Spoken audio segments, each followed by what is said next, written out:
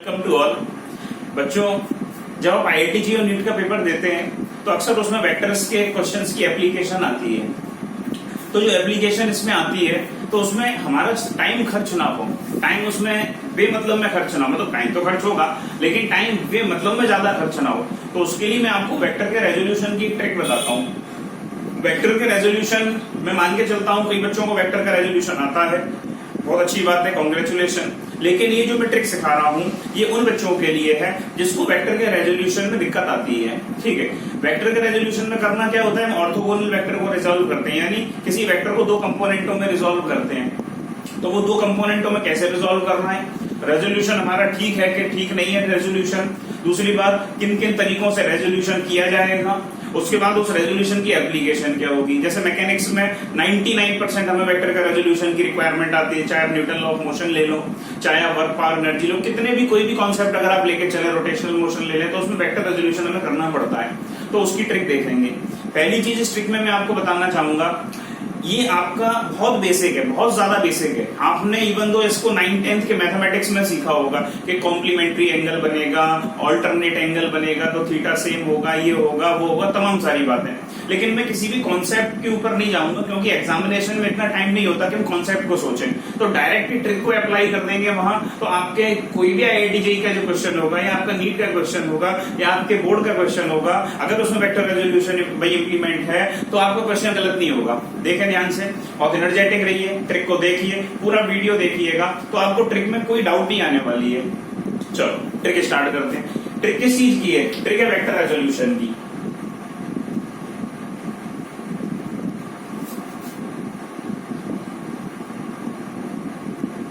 Vector के resolution की trick मैं आपको समझाना चाहता हूं। अगर एक ही समझे, इस ट्रिक में सीक्वेंस में कुछ पॉइंट्स हैं, जिस ट्रिक है इसमें सीक्वेंस में कुछ पॉइंट्स हैं, उन पॉइंट्सों को समझेंगे। चलो अब देखना, इसमें एक बात बताओ, आप अपने मम्मी पापा के साथ मेले गए हो कभी, मेले यानी फेयर गए हो कभी? भाई अगर आप मेले गए हो तो मेले में एक अनाउंसमेंट आपने सुना होगा, रेडियो रूम होता है, रेडियो रूम। ये रेडियो रूम मतलब ऐसा नहीं कि यहाँ रेडियो बिकते हो, रेडियो रूम वहां जैसे पुलिस कंट्रोल रूम जिसको बोलते हैं, उसमें एक अनाउंसमेंट होता है। कोई बच्चा मेले में खो जाता है तो उसको पुलिस रेडियो रूम पे ले जाती है और अनाउंसमेंट ये करती है कि भाई आपका बच्चा फलाने इस कलर की टी शर्ट पहने हुए, इस कलर की नेकर पहने हुए है, आके जिसके किसी का भी बच्चा हो आके उसको ले जाओ। तो वो अनाउंसमेंट सुन के उसके माता पिता जो कि मेले में घूम रहे होते हैं वो उसको आगे ले जाते हैं। कहीं ना कहीं ट्रिक का कनेक्शन इस चीज से है। तो ट्रिक में पहली चीज मैं ये बता दूं कि भाई ट्रिक का पहला पॉइंट, अगर बच्चा मेले में अपने मम्मी पापा के बीच में चलेगा तो नहीं खोएगा, यानी गुम नहीं होगा। अगर बच्चा मेले में मम्मी पापा के बीच में चलेगा तो नहीं खोएगा, और अगर नहीं चलेगा तो रेडियो रूम पे आ जाएगा। इसका मतलब हम इस ट्रिक में कैसे अप्लाई करेंगे, इसका मतलब ये अप्लाई करेंगे कि अगर बच्चा मेले में मम्मी पापा के बीच में चलेगा तो आराम से मजे में घूमेगा, सामान लेगा और मजा करेगा, उसमें मेले में खूब भाई एंजॉय करेगा।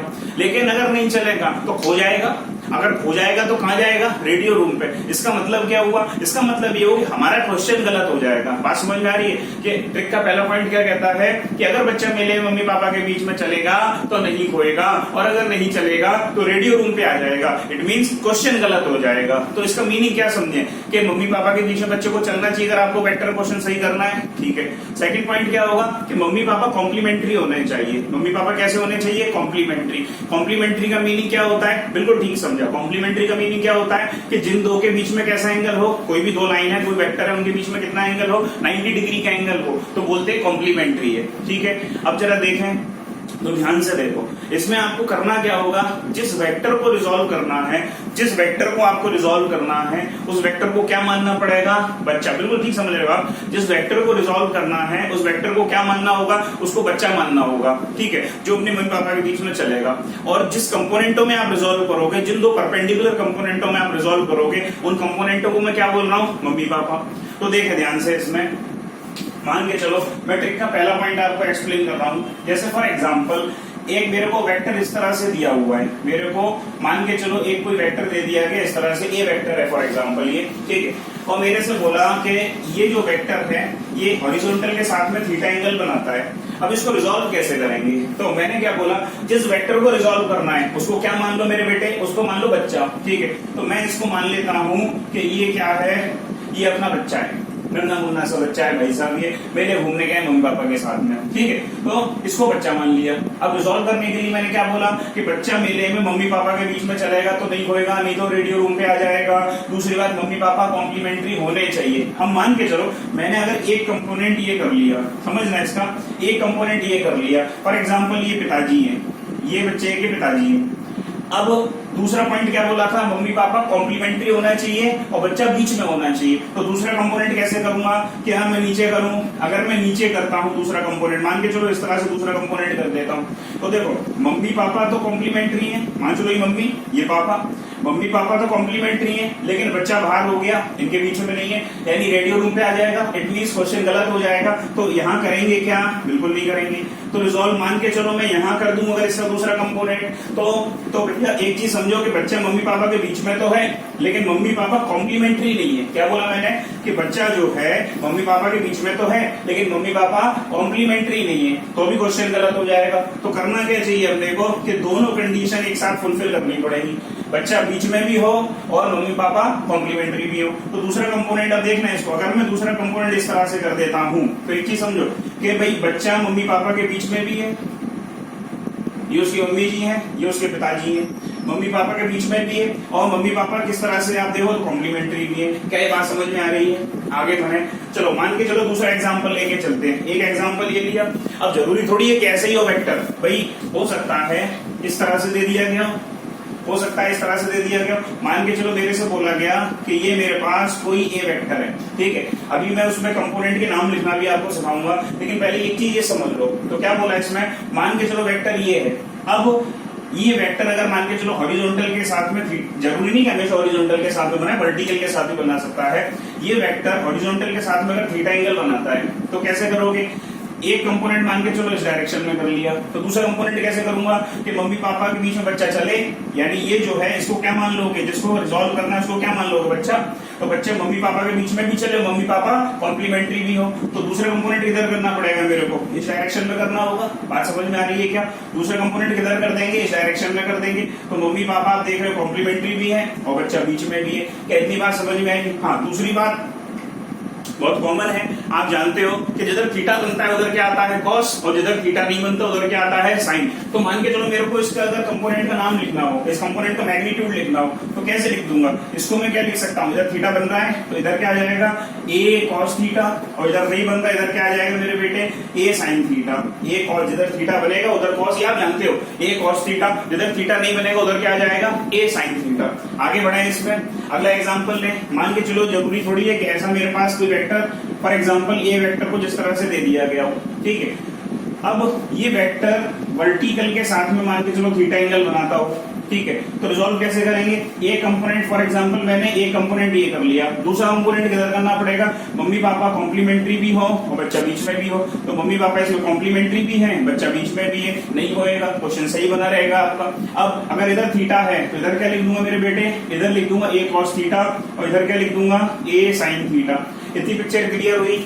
आगे बढ़े, मान के चलो इस तरह से कोई मेरे को वेक्टर दे दिया गया, ये वाला जो वेक्टर दिया हुआ था यही मेरे पास इस तरह से थीटा एंगल बना रहा था, तो इसके भी कैसे नोट कर लोगे भाई, ये कंपोनेंट दूसरा कंपोनेंट इधर करना पड़ेगा इस तरह से, बच्चा बीच में भी है, मम्मी पापा कॉम्प्लीमेंट्री भी है, इधर क्या आ जाएगा ए कॉस थीटा और इधर क्या आ जाएगा मेरे बेटे ए साइन थीटा।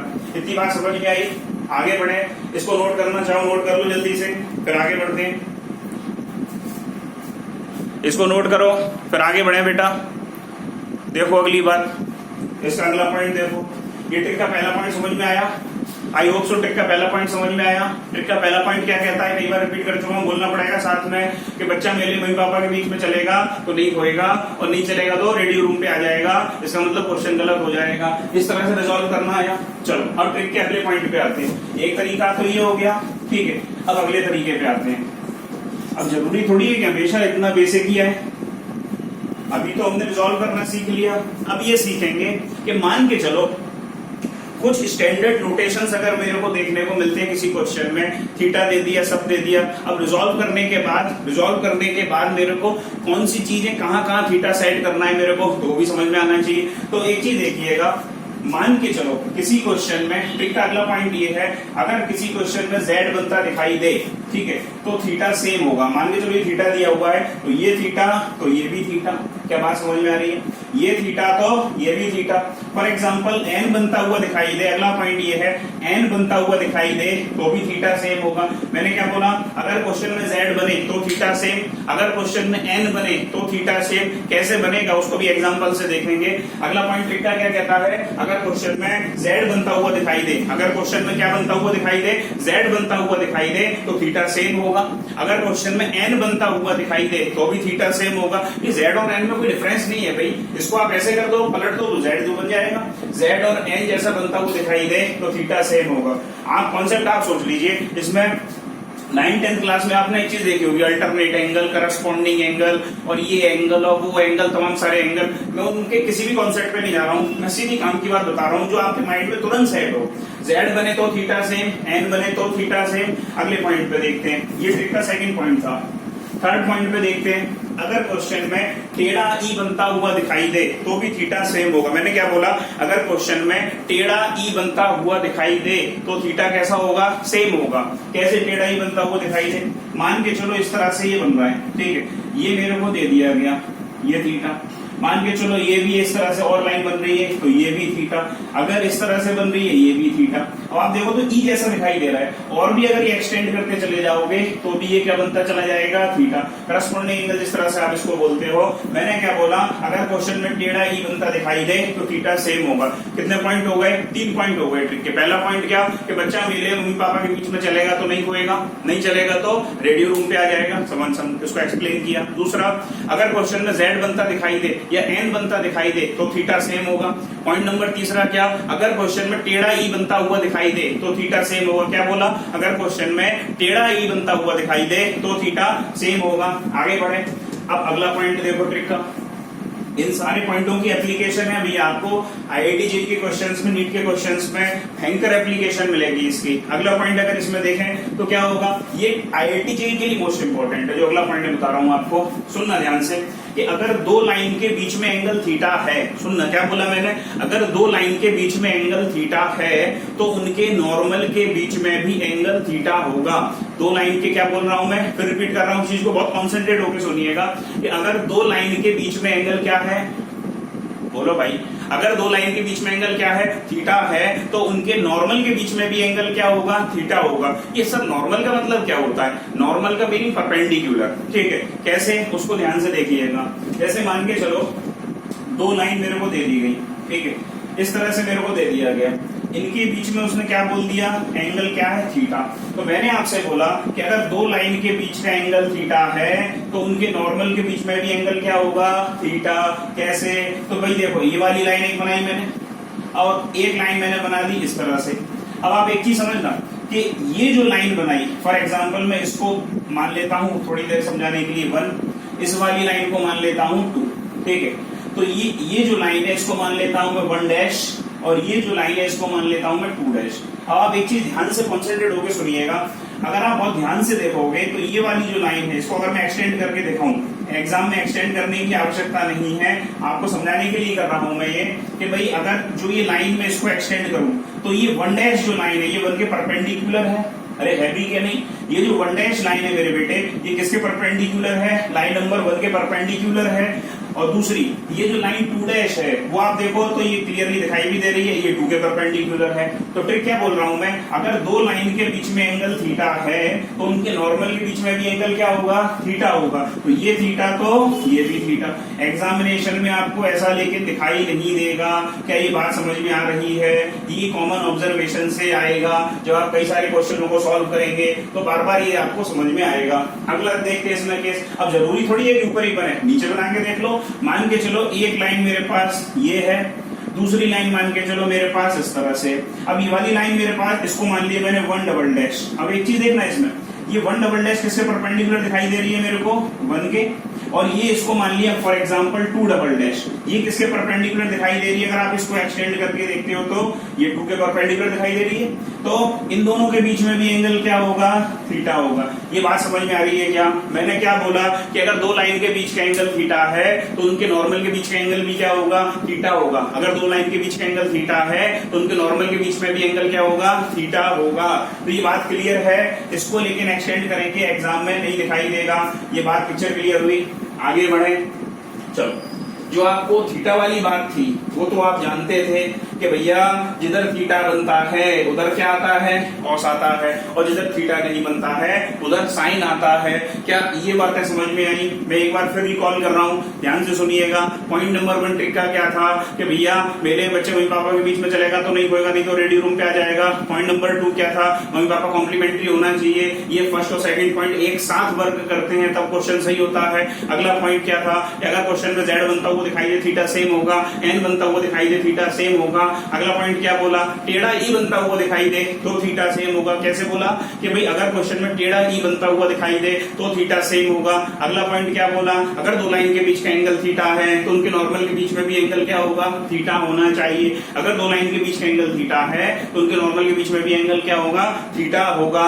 ये सारे पॉइंट कंप्लीट हुए। एक चीज और जो कॉमन थी कि जिधर थीटा बनेगा उधर कॉस आएगा, जिधर थीटा नहीं बनेगा उधर साइन आएगा। तो ये ट्रिक कंप्लीट हुई। अब इस ट्रिक की एप्लीकेशन कैसे देखें? तो उसकी एप्लीकेशन देखना, न्यूमेरिकल्स में इसको कैसे अप्लाई करते हैं इस ट्रिक को। तो एक क्वेश्चन लेता हूं कॉन्सेप्ट ऑफ वेज का, ध्यान से समझो।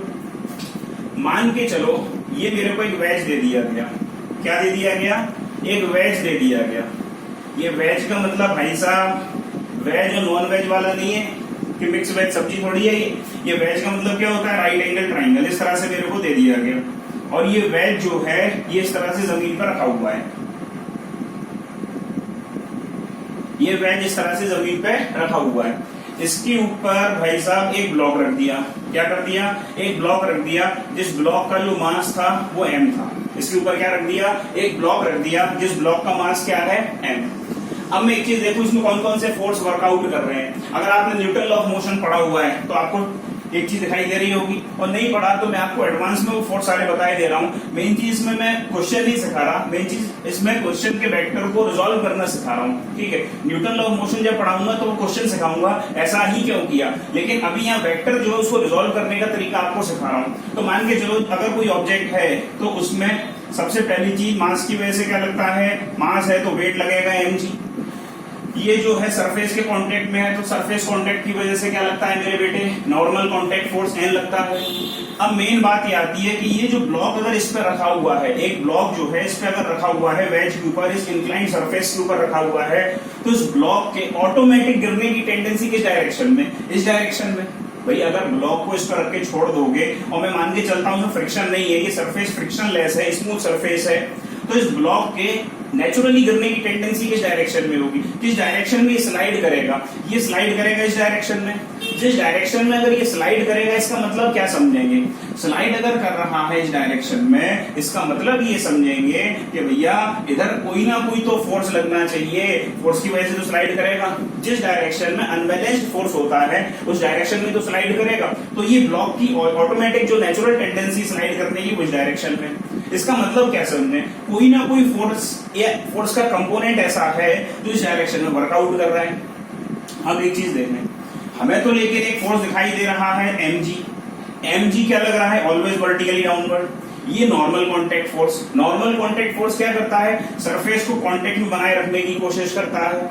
और वेट क्या करता है? ऑलवेज किसी भी ऑब्जेक्ट को वर्टिकली डाउनवर्ड लाने की कोशिश करेगा, अर्थ की ग्रेविटेशनल फोर्स की वजह से जो लगता है वेट। ठीक है, अब एक चीज समझे इसमें, यानी अगर मेरे पास यह देखूं बहुत ध्यान से तो ये वेट ही अकेला एक ऐसा फोर्स है जिसका मैं रिजोल्यूशन कर सकता हूं। इसका एक कंपोनेंट मान के चलो मैं इस डायरेक्शन में कर देता हूं। फॉर एग्जाम्पल एक कंपोनेंट मैंने इस डायरेक्शन में कर दिया तो दूसरा कंपोनेंट किस डायरेक्शन में करूंगा? तो बहुत ध्यान से देखना, जिसको मैंने भी क्या सिखाया था कि बच्चा मेरे मम्मी पापा के बीच में चलेगा तो नहीं होएगा, नहीं तो रेडियो रूम पे आ जाएगा। तो मेरे को इसको रिजोल्व करना है। मैं इसको क्या मान लूंगा मेरे बेटे? इसको क्या मान लूंगा? बच्चा। ठीक है, अब इसको चाहे मम्मी मान लो चाहे इसको पापा मान लो। एक कंपोनेंट इसका ये कर दिया, दूसरा कैसा करूंगा कि बच्चा मम्मी पापा के बीच में भी हो और मम्मी पापा कॉम्प्लीमेंट्री भी हो। तो अगर इसका एक कंपोनेंट ये है, एक कंपोनेंट फॉर एग्जांपल इसका ये, तो दूसरा किधर करूंगा? क्या ऊपर कर दूं?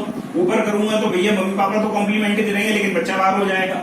दूसरा कंपोनेंट इधर कर दूं तो भैया मम्मी पापा कॉम्प्लीमेंट्री नहीं है, लेकिन बच्चा तो बीच में रहेगा, दोनों चीजें एक साथ फॉलो होनी चाहिए। तो क्या मैं इसका दूसरा कंपोनेंट इस डायरेक्शन में कर सकता हूं? अगर मैं इस डायरेक्शन में करूंगा, ये दूसरा कंपोनेंट इस वेट का मैंने किया हुआ है, तो बहुत ध्यान से देखोगे कि मम्मी पापा आपस में कॉम्प्लीमेंट्री भी है और बच्चा बीच में भी है, दोनों चीजें सेटिस्फाई हो गई। अब ट्रिक की एप्लीकेशन पे एक पॉइंट क्लियर हुआ, आगे बढ़ते हैं इसमें। अब थीटा किधर आएगा? थीटा इधर आएगा कि इधर आएगा? तो हमने आपको क्या सिखाया, इंपॉर्टेंट क्या बोला कि अगर दो लाइन के बीच में एंगल थीटा है तो उनके नॉर्मल के बीच में भी एंगल क्या होना चाहिए? थीटा होगा। तो भैया ये दो लाइन थी, इसके बीच में एंगल थीटा था, तो अब देखना इसमें, इस वाली लाइन का नॉर्मल ये और इस वाली लाइन का नॉर्मल ये, देखो ना, इस वाली लाइन का इन दोनों लाइन के बीच में एंगल थीटा था, तो इस वाली लाइन का नॉर्मल क्या है? ये वाली लाइन, और इस वाली लाइन का नॉर्मल क्या था? ये वाली लाइन। तो इन दोनों के बीच में भी एंगल क्या होगा? थीटा होगा। ये रटने की आवश्यकता नहीं है। क्या ये पिक्चर क्लियर हुई? इससे पहले शायद आप इस चीज को रटते हो कि भैया इधर cos थीटा ही आएगा, इधर sin थीटा आएगा, लेकिन बहुत सिंपल सी बात थी कि दो लाइन के बीच में एंगल थीटा है तो उसके नॉर्मल के बीच का एंगल भी क्या होना चाहिए? थीटा होना चाहिए। अगर इधर थीटा है तो अब कोई कष्ट नहीं होना चाहिए। अब क्या लिख सकते हो इसमें? ये हो जाएगा mg cos थीटा। ये क्या हो जाएगा? mg cos theta. और मेरे बेटे ये क्या हो जाएगा? mg sin theta. क्या हो जाएगा? ये mg cos थीटा और ये क्या हो जाएगा? mg sin theta. आगे बढ़े, इसमें कोई डाउट है क्या? आगे जो मैंने ट्रिक एक्सप्लेन की उसकी एप्लीकेशन ये समझ में आई। एक एप्लीकेशन के दो लाइन के बीच का एंगल थीटा, तो उसके नॉर्मल के बीच में भी एंगल थीटा होना चाहिए। चलो अगला पॉइंट देखते हैं। इसमें एक ट्रिक और बताऊं छोटी सी, वो बेसिकली ट्रिक नहीं है, मैं उसको वैसे ऑफिशियली तो नहीं बताना चाहूंगा, लेकिन अगर आप माइंड में सेट करना चाहते हो, ये क्वेश्चन डायरेक्ट नीट में भी आ चुका है, ठीक है, माइंड में सेट करना चाहते हो तो उस चीज के लिए ठीक है। ये ब्लॉक किस डायरेक्शन में स्लाइड करने की टेंडेंसी रखता है, ठीक है, उसको ऑफिशियली मत मान के चलिएगा, लेकिन फिर भी ये छोटी सी बात है, उसको आप सेट कर सकते हो माइंड में। मेन ट्रिक तो ये थी जो मैंने आपको एक्सप्लेन की है कि ये ब्लॉक की टेंडेंसी किस डायरेक्शन में स्लाइड करने की, किस डायरेक्शन में? भैया जिस डायरेक्शन में टेंडेंसी स्लाइड करने की हो। अरे तो स्लाइड में तो एक्स आता है, तो इसमें भी तो एस आ रहा है, यानी जिस डायरेक्शन में स्लाइड करने की टेंडेंसी हो क्या लगा दोगे? साइन थीटा लगा दोगे। ये जिस डायरेक्शन में स्लाइड करे उधर क्या लगा दोगे? स्लाइड यानी एस, और ऐसी साइन थीटा, अरे ऐसी स्लाइड ऐसी साइन थीटा, तो क्या लगा दूंगा मैं? mg sine theta. इधर क्या आ जाएगा? mg cos theta. आगे बढ़ू, एक कॉन्सेप्ट समझ में आया? चलो अच्छा, ये किस चैप्टर का क्वेश्चन है? ये न्यूटन लॉ ऑफ मोशन का क्वेश्चन है। न्यूटन लॉ ऑफ मोशन में कॉन्सेप्ट ऑफ वेज का क्वेश्चन है। आगे बढ़ते हैं, अगले कॉन्सेप्ट की तरफ जाते हैं। एक एप्लीकेशन मैंने आपको एक्सप्लेन की। अब मान के चलो फॉर एग्जांपल कि मेरे पास इस तरह से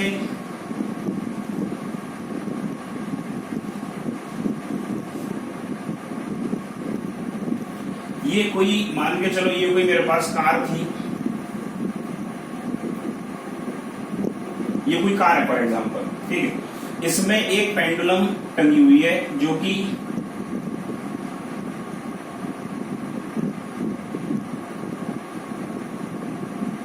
एक पेंडुलम टंगी हुई थी।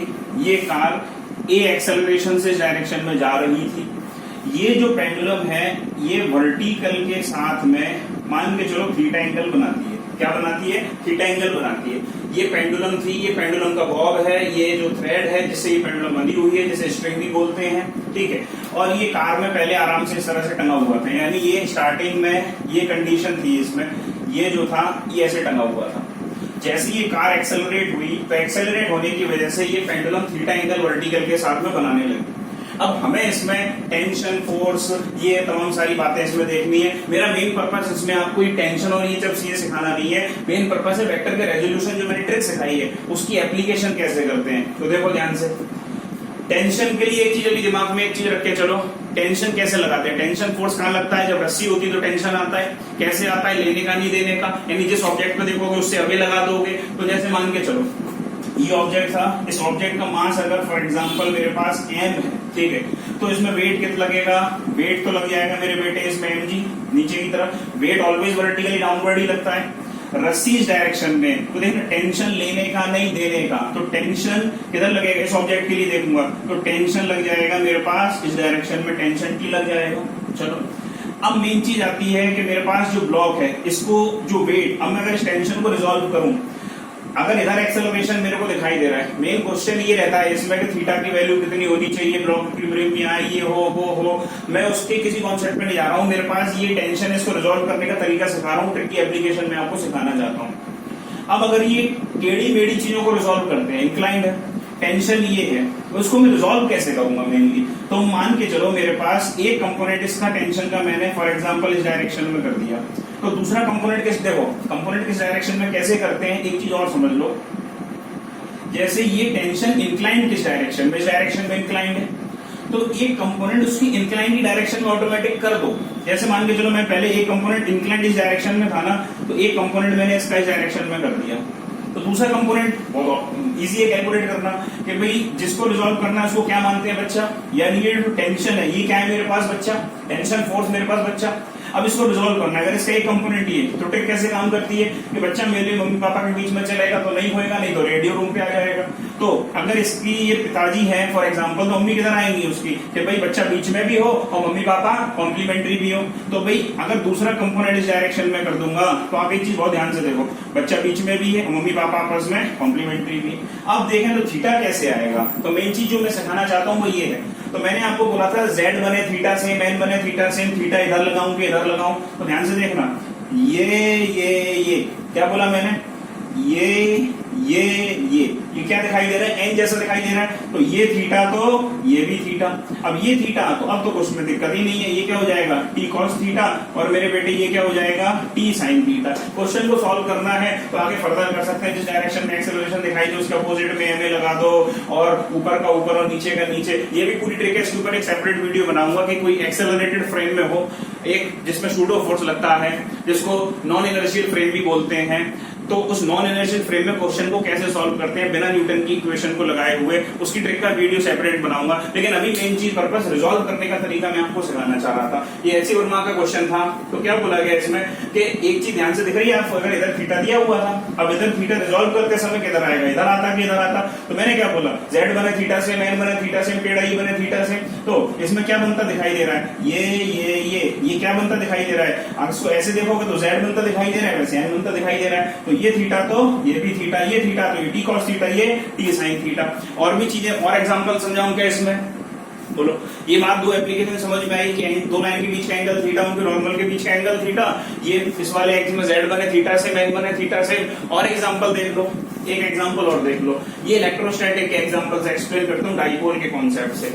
मान के चलो ये मेरे पास दो चार्ज दिए गए, फॉर एग्जांपल ये मेरे पास क्या दिए गए हैं, चार्ज, ये है मेरे पास माइनस क्यू चार्ज, ये है मेरे पास for example plus Q charge. Application बता रहा हूं कहां पे अप्लाई हो सकता है ये, ठीक है, minus Q charge plus Q charge. मेरे को ये सेंटर पॉइंट O है, ये डिस्टेंस फॉर एग्जांपल L है, ये भी डिस्टेंस मेरे पास L है। यहां से मान के चलो मैं R डिस्टेंस पे गया और एक कोई पॉइंट यहाँ P कंसीडर कर लिया, ठीक है। मेरे से पूछा गया कि P पॉइंट पे मेरे को इस डाइपोल, इसको बेसिकली डाइपोल बोलते हैं, अगर 11th के बच्चे इस वीडियो को देख रहे हैं तो मैं आपको बता दूं इस सिस्टम को, जिसमें माइनस और नेगेटिव और पॉजिटिव चार्ज वेरी क्लोज रख दिए जाते हैं, उसका पूरा कॉन्सेप्ट 12th में आएगा आपके, और जो 12th के बच्चे देख रहे हैं वो तो ऑटोमेटिक जानते हैं इस चीज को डाइपोल बोलते हैं। तो इस नेगेटिव और पॉजिटिव चार्ज को सेम मैग्नीट्यूड हो लेकिन साइन अपोजिट हो और एक दूसरे के नजदीक रख दिए जाए तो इसको डाइपोल बोलते हैं। दो पोजीशन डाइपोल में डिफाइन होती है, इस पर भी इसकी भी ट्रिक होती है कि एंड ऑन पोजीशन में क्या होगा, ब्रॉड साइड पे क्या होगा, उसका भी वीडियो सेपरेट बनाएंगे। तो इस पोजीशन को बोलते हैं बीच सेंटर से, यानी मिड पॉइंट यानी ओरिजिन से बिल्कुल आप परपेंडिकुलरली ऊपर चले जाओ तो कोई पॉइंट कंसीडर करोगे, इसको बोलते हैं ब्रॉड साइड ऑन पोजीशन। क्या बोलते हैं, ब्रॉड साइड ऑन पोजीशन, या इसको इक्वेटोरियल पोजीशन भी बोलते हैं। तो खैर मेरा पर्पस इसमें ये है कि अप्लाई कैसे करते हैं, वेक्टर को रिजॉल्व करते समय थीटा किधर आएगा, कैसे रिजॉल्व करते हैं वो। तो ये कोई पॉइंट अगर मेरे पास P है, मेरे से बोला P पॉइंट पे इस डाइपोल की वजह से इलेक्ट्रिक फील्ड की वैल्यू बता दो, तो अगर मेरे को किसी पॉइंट पे इलेक्ट्रिक फील्ड निकालनी होती है तो करते क्या, मैं आपको एडवांस में बता रहा हूँ कि अगर किसी पॉइंट पे इलेक्ट्रिक फील्ड निकालनी होती है उस पॉइंट पे यूटीपीसी रख देते हैं। क्या रख देते हैं, यूटीपीसी को प्लेस कर देते हैं। यूटीपीसी का मतलब क्या होता है, यूनिट टेस्ट पॉजिटिव चार्ज, यानी ऐसा कोई चार्ज जो टेस्टिंग के काम आए, यूनिट टेस्ट पॉजिटिव चार्ज। तो इसमें मैंने क्या कर दिया कि ये लाइन यहां से इस तरह से ये ज्वाइन हो रही है, इस तरह से ये लाइन ज्वाइन हो रही है, ये थीटा है, ये थीटा आपको दिया हुआ है पहले से। तो इस पॉइंट पे मैं क्या प्लेस कर दूंगा, मैंने इस पॉइंट पे एक यूटीपीसी प्लेस कर दिया। अगर आपको क्लियरली विजिबल ना हो रहा हो तो मैं इसमें दिखा देता हूँ, इसको क्यू नॉट से रिप्रेजेंट करते हैं यूटीपीसी को। मैंने इस पॉइंट पे यूटीपीसी को प्लेस कर दिया। अब आप बहुत ध्यान से देखोगे तो एक चीज देखना, यूटीपीसी यानी unit test positive charge unit, जिसका मैग्नीट्यूड हो, टी फॉर टेस्टिंग जिसके काम आता हो, और पॉजिटिव जिसका नेचर हो, चार्ज तो है ही, ठीक है। तो पॉजिटिव और पॉजिटिव में क्या होगा, रिपल्शन। तो भाई इस पे जो फोर्स लगेगा, रिपल्सिव फोर्स वो इस डायरेक्शन में चला जाएगा, मान के चलो उसको F1 कंसीडर कर लेते हैं, ठीक है। दूसरा, इस नेगेटिव चार्ज की वजह से इस पे क्या लगेगा, अट्रैक्टिव फोर्स लगेगा जो कि इस डायरेक्शन में आएगा, मान के चलो उसे F2 कंसीडर कर लेते हैं। मैं हालांकि कैलकुलेट इलेक्ट्रिक फील्ड करनी है, मैं आपको फोर्स एक्सप्लेन कर देता हूं इस चीज को। तो भाई ये मेरे पास इस डायरेक्शन में। अब एक चीज देखो, नेट फोर्स जब मैं इसमें निकालूंगा तो कहीं ना कहीं रिजॉल्व करना होगा, तो पहले सीखते हैं इस वाले को रिजॉल्व करना, फिर सीखते हैं इस वाले को रिजॉल्व करना, ठीक है। अब अगर इस डायरेक्शन में इंक्लाइंड है तो इसका एक कंपोनेंट तो मैं इस डायरेक्शन में कर दूंगा, दूसरे कंपोनेंट किधर करूंगा कि बच्चा मेरे मम्मी पापा के बीच में चलेगा तो नहीं होगा, नहीं तो रेडियो रूम पे आ जाएगा। तो अगर इसका एक कंपोनेंट है तो दूसरा कंपोनेंट ऑटोमेटिक यहाँ करना पड़ेगा। अब आप एक चीज देखो कैसे कि भाई बच्चा मेरे पास है, मम्मी पापा कॉम्प्लीमेंट्री भी है और बच्चा बीच में भी है। अब थीटा कैसे आएगा, तो देखो मैंने क्या बोला था, टेढ़ा ई बनता दिखाई दे तो थीटा सेम होगा। तो देखना ये पूरी लाइन देखो, ये अरे टेढ़ा ई कैसे बनता है भाई, ये थीटा, तो ये भी थीटा, और भी होते तो और भी थीटा। तो भाई साहब अगर बहुत ध्यान से देखोगे मेरे बेटे, तो ये लाइन ये कैसे दिखाई दे रहा है, टेढ़ा ई जैसा। तो ये थीटा, तो ये भी क्या हो जाएगा मेरे बेटे, थीटा। क्या हो जाएगा, ये थीटा। तो इसको क्या लिख सकता हूं मैं, इधर थीटा आएगा, इधर लिख दूंगा F1 cos थीटा, तो इधर क्या लिख सकता हूं, F1 sin थीटा। कहती बात समझ में आई। चलो अब इस वाले को रिजॉल्व करके देख लेते हैं। अगर इधर इंक्लाइंड है तो एक कंपोनेंट तो इसका डायरेक्शन में जाएगा, दूसरा कंपोनेंट किधर जाएगा कि बच्चा बीच में भी हो मम्मी पापा, तो मम्मी पापा कॉम्प्लीमेंट्री भी हो। तो ये एक कंपोनेंट है तो दूसरा कंपोनेंट किधर करना पड़ेगा मेरे बेटे, इधर। बच्चा बीच में भी है, मम्मी पापा कॉम्प्लीमेंट्री भी है। अब थीटा कैसे आएगा, अब थीटा कैसे आएगा, तो ध्यान से देखना इसमें, ये क्या बोला, ये थीटा तो ये भी थीटा। तो इसमें क्या दिखाई दे रहा है, ये Z, इसमें क्या दिखाई दे रहा है, ये Z बनता हुआ दिखाई दे थीटा से, यानी ये Z बनता हुआ दिखाई दे रहा है, तो ये थीटा तो ये भी थीटा। तो ये क्या हो जाएगा मेरे बेटे, ये हो जाएगा F2 cos थीटा, और ये क्या हो जाएगा F1 sin थीटा। 11th के अगर आप बच्चे इसको देख रहे हैं तो ये 12th में सीखोगे, अभी एडवांस में सीख लिया इस चीज को। इसमें मेन चीज क्या था, वेक्टर रेजोल्यूशन करना। 12th के बच्चों को भी ये जो डेरिवेशन इस चीज का होता है थोड़ा सा टिपिकल लगता है, ऐसे कई सारे क्वेश्चन आते हैं। मैंने इसमें आपको अभी इस वीडियो में क्या क्या सिखाया कि वेक्टर को रिजॉल्व कैसे करते हैं, रिजॉल्व करने के कितने सारे तरीके हो सकते हैं, सारे तरीके मैंने आपको एक्सप्लेन किए। Z वाले तरीका जिसमें Z बने n बने थीटा से, टेढ़ा ई बने थीटा से, टेढ़ा ई बने थीटा से, और दो लाइन के बीच का एंगल थीटा, उनके नॉर्मल के बीच का एंगल भी थीटा। इस तरह से अगर आपको ये ट्रिक समझ में आई है तो आपको IIT जेईई मेंस के, एडवांस के, नीट के, एम्स के किसी भी क्वेश्चन में आपको बिल्कुल क्वेश्चन सॉल्व करने में कोई डाउट नहीं आ सकती, ये मेरी गारंटी है। बस ये अब जब आप प्रैक्टिस करोगे तो आपको उसमें थोड़ा सा देखना पड़ेगा, इसमें Z बन रहा है, इसमें N बन रहा है, इसमें टेढ़ा ही जैसा बनता दिखाई दे रहा है मेरे को, या इसमें दो लाइन के बीच का एंगल थीटा, उनके नॉर्मल के बीच का एंगल थीटा। ये कैसे आएगा, ये बार बार प्रैक्टिस करने से आएगा। यही ट्रिक समझ में आई आपको। थैंक यू बच्चों, आगे की बातें अगले वीडियो में।